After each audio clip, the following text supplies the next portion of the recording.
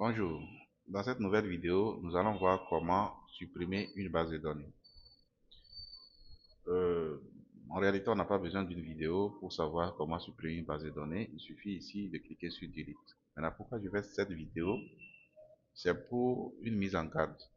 Parce que lorsque vous supprimez une base de données, elle est définitivement supprimée. Vous n'allez plus la retrouver quelque part. Et donc, avant de supprimer une base de données, il y a des dispositions à prendre. D'abord, il faut sauvegarder la base de données quelque part.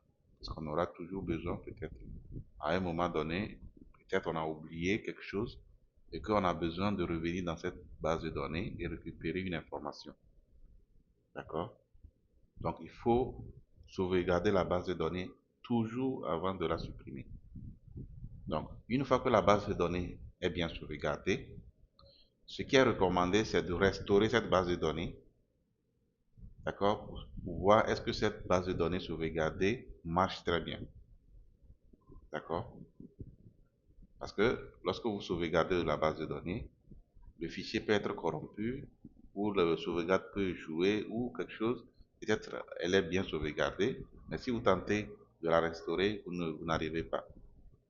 Et donc, avant de supprimer, il faut être sûr que la base de données que vous avez sauvegardée marche très bien.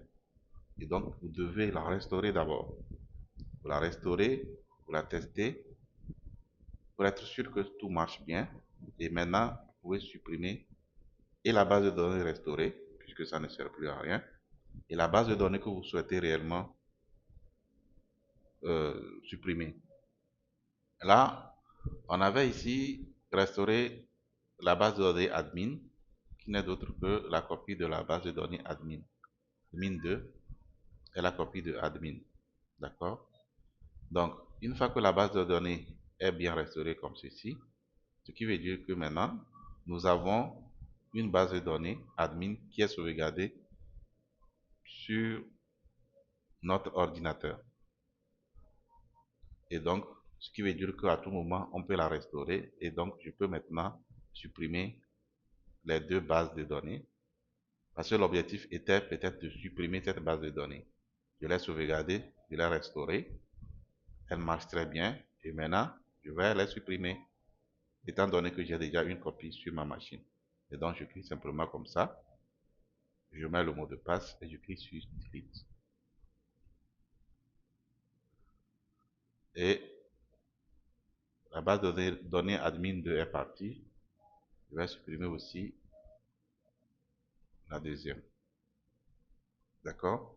Donc, c'est pour dire clairement que lorsque vous souhaitez supprimer une base de données, il faut que vous soyez sûr que la base de données ne sert plus à rien.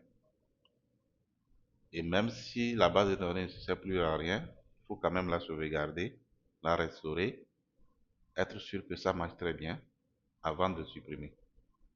Donc, lorsque vous sauvegardez une base de données, vous devez la restaurer pour être sûr que la base de données que vous avez sauvegardée, le fichier est bien correct et qu'à tout moment, vous pouvez la restaurer sans problème.